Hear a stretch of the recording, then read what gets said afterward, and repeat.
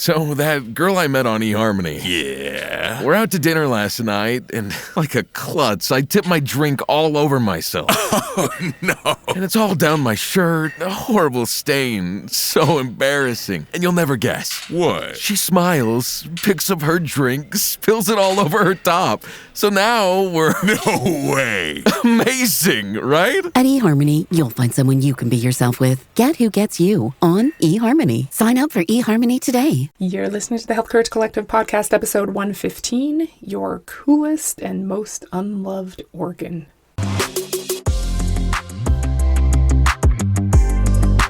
Welcome to the Health Courage Collective podcast, the show for women who are too busy to slog through hours of generalized, inapplicable, and often contradictory health information, but too smart to ignore that a few minutes of focused attention now can prevent years of suffering in the future.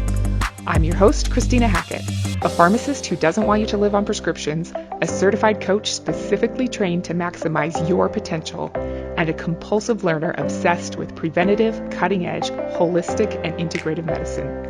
I'm on a mission to increase your physical and mental resilience so you can fearlessly look forward to your next 40-plus limitless years. Your time is now. Let's go. Hi, my friend, and welcome to another episode. Thanks so much for being here and caring about being able to show up powerfully for all of the people who need you now and will need you in the future.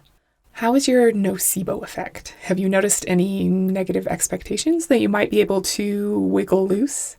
Have you thought of how you can be a little more like a Norwegian prison guard to your challenges and diagnoses? Today, we're going to start out with a story about someone named Trish Zappone. I read it on the internet, so it must be true, right? I think it probably is. I'll put a link in the show notes to the Yale Medicine website where I read it if you want to check it out. In 1992, when Boyz II Men, Sir Mix-a-Lot, and Criss Cross were making you jump, Trish was living her best life in Prospect, Connecticut. She was 41 years old, and as you do when you're 41, you get life insurance. Her blood test for the insurance policy came back showing elevated liver enzymes. Those are noted as AST and ALT on the blood report. She wanted to make sure nothing was wrong with her, so she consulted her primary care physician, who told her he sees elevated AST and ALT on blood reports all the time, so there was no reason to worry. It is common. Trish kept preparing people's income taxes, marching in a drum corps, and taking care of her son and husband. Life was good. In 2007, she started getting red spots on her neck, shoulders, and face. Concerned, she went to the doctor, who diagnosed her with rosacea. He told her it was a common skin disorder and gave her a prescription for a cream. A few months later, she saw a different doctor for a different condition. She's 56 now, and mentioned that the rosacea cream was not helping with the red spots, which were actually getting worse rather than better. Her new doctor looked at her and looked at her chart and said, "You know you have liver disease, right?" She was shocked. No, she didn't know that. Red and purple skin spots can be a sign of cirrhosis, which is a severe scarring of the liver. She had to go to a gastroenterologist and then a liver specialist, where she was diagnosed with a dangerous non-alcoholic fatty liver disease called non-alcoholic steatohepatitis. The prognosis was grim. The median survival rate was 2 years unless she could get a liver transplant. She went from thinking she was a normal, healthy mom/tax specialist/drummer with a little bit of rosacea to being told she'd die by age 58 unless she could get a vital organ transplant. That's where the story ends. I hope she was able to get her liver transplant, but I don't know. So, your liver. Do you love yours? This is silly, but I've never really thought much about its name before.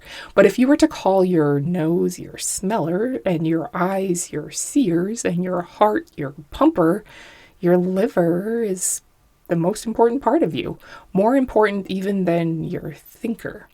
But this Trish Zappone story is just an out-of-the-blue story, like the story of a freak accident, right? We could easily have every episode be a crazy medical stories of people who are like injured when a deer fell through their windshield from an overpass or something. That would be similar, right? Sadly, no. This is why we don't want to ignore our livers. Your liver does some pretty amazing stuff. We couldn't digest our food without the bile produced by our liver. Did you know it produces 1 to 1.5 liters of bile a day? That's way more than I realized. It also makes cholesterol, which is a good thing. You couldn't live well without it. It stores key nutrients so you have what you need to function at a high level. It regulates blood glucose levels, which is hugely important. This affects all other areas of your health. It's also our main detox organ. Other organs and systems help with detox, but not to the extent that the liver does. It's pretty darn amazing. It'll scan through everything in the bloodstream at a rate of 1.5 liters per minute for pesticides, pollutants, poisons, alcohols, drugs, and metabolic waste, and change them into less harmful chemicals that can be safely eliminated by the body.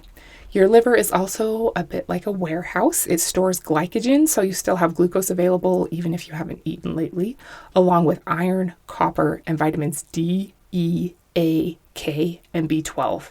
That way you have a backup emergency supply if you don't have access to a well-balanced meal for a while. If your liver isn't functioning well, your blood won't clot appropriately because it makes fibrinogen and prothrombin clotting factors that make sure you don't bleed to death and that wounds can heal properly. Your immune system relies on your liver as its main source and concentration of your master antioxidant, glutathione. It also directly removes bacteria from the blood. It also produces hormones like insulin-like growth factor 1 and angiotensin. It can even produce body heat to maintain your body temperature. Of all of the cool things it can do and keep us alive and functioning, the most astonishing one is its ability to regenerate. I'm sure you've probably heard this before, but you can cut out 70% of someone's liver and the other 30% will regenerate and become fully functional. Or a liver donor can give 60% of their liver and both the donor and the recipient will live and generate the remainder of the needed liver to function. Because the liver is so amazing and can continue to keep you alive even when it's only 30% functional, we tend to forget about it, which is kind of the mark of something truly indispensable, right? It's not finicky or high maintenance. It doesn't demand constant attention. It doesn't make you agree to never talk to a woman under the age of 40, sign a contract that you won't let your athletic body go, make you position mirrors at particular angles, or demand that an entire staff of people all wear white in its presence.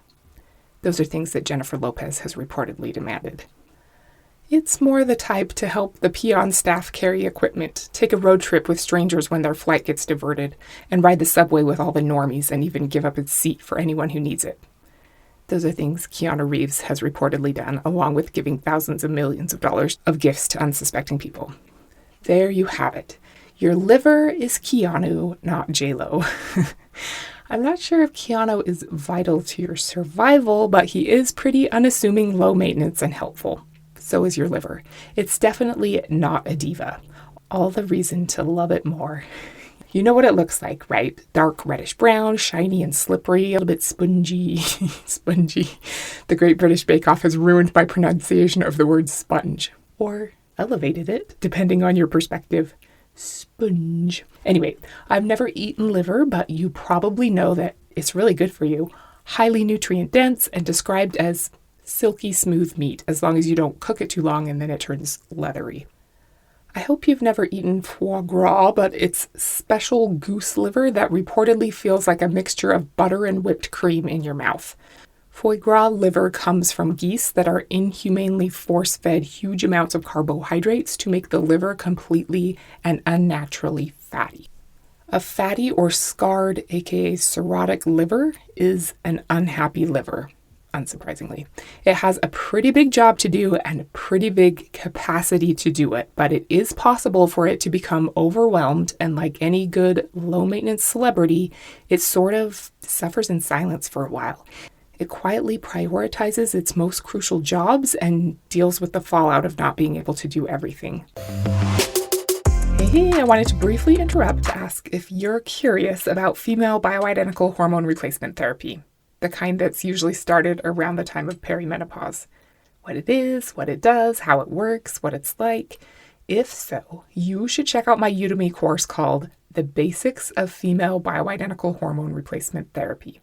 The course goes over the pros and cons of using hormone treatment, which hormones are usually included with BHRT, how they're used, the lab tests that are used, some tips for finding a prescriber in pharmacy to work with, and how to develop a rough estimate of how much BHRT will cost you. If you've been wondering whether bioidentical hormone replacement therapy is right for you, it's time to close that open loop, stop wondering, and move forward with confidence.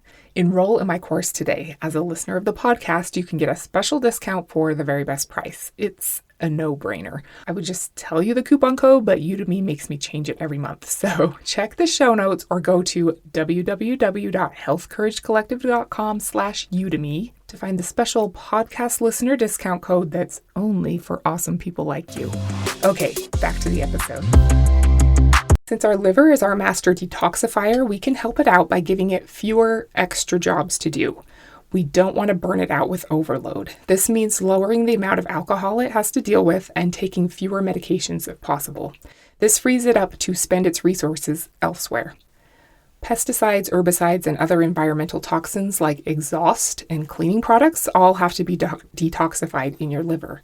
Avoiding them as much as possible and or wearing the proper personal protective equipment helps take some of the burden off of your liver. A happy liver that is able to do its crucial work in peace makes your life better.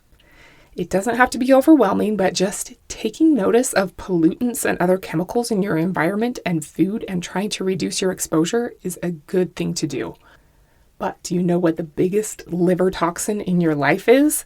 The biggest unnecessary liver stressor that could possibly be putting you and more than 90 million other Americans on the same path Trish Zapponi was shocked to find herself on? Yes, you're so smart. It's sugar. Your liver has to deal with glucose storage in the form of glycogen. More sugar than needed for the little bit of glycogen you keep around in case of emergency pushes the liver into lipogenesis or fat formation. This is a normal livery response to sugar. Livery, not the servant's clothes. Livery. But constant ingestion of sugar increases lipogenesis beyond what's healthy. This is what you do to geese or ducks to make foie gras. Force feed them starch. And it's what we're doing to ourselves minus the tube down our throat. The most dangerous form of sugar for your liver is fructose. You probably remember that starches have a lot of glucose, and table sugar, sucrose, is a mix of glucose and fructose. Obviously, high fructose corn syrup contains fructose, only slightly more than regular table sugar. The process your liver has to go through to deal with fructose is very similar to the process it uses to deal with alcohol. You probably know that excessive alcohol can cause liver disease and cirrhosis. So can fructose. We know it's a big problem if someone drinks alcohol all day, every day, but we don't try to intervene if people drink soda or fruit juice or smoothies all day, every day. But they're both damaging the liver in almost identical ways. Sugar is the leading cause of liver disease and the main reason for people to end up needing liver transplants. There are even teenagers who need to get liver transplants due to fructose soda. That's appalling. It's estimated that about 25% of the US population have non-alcoholic fatty liver disease, maybe more. 25%! Some people estimate 30%. About 20% of that 25%, so 5% of the population, has what Trish had, NASH, the form where cells get scarred or cirrhotic. One report estimates that 17% of children have non-alcoholic fatty liver disease. This is really bad. They're entering adulthood already burdened with a chronic progressive disease. Scary. Fatty liver disease increases your risk that a cannibal with a taste for French cuisine might be interested in your foie gras liver. Even worse than that, fatty liver increases your chronic inflammation, which increases your risk for a lot of things, including insulin resistance, depression, and Alzheimer's disease. It also increases your risk for heart attacks and all cardiovascular diseases. The main worry is that it's a big, scary sign that you are metabolically unhealthy, which affects way, way more than just your liver. And the condition could progress to the point of fibrosis, then cirrhosis, causing death or the need for a liver transplant. To get the state of the organ address on your liver, you need a simple blood test and or an easy ultrasound. It can also be picked up on an MRI. The liver enzymes ALT and AST are the main thing to look at on a blood test. One thing to know is that lab tests list things as, quote, normal based on what's common in the population, not what's optimal. In the 70s or 80s, normal levels for ALT were 25 or below. Now, it's 50 or below because in the population at large, it's common to have a stressed out liver. It's common, but it's not good. So know that you want your ALT level below 25, even though 26 to 50 will still read as normal on your lab report.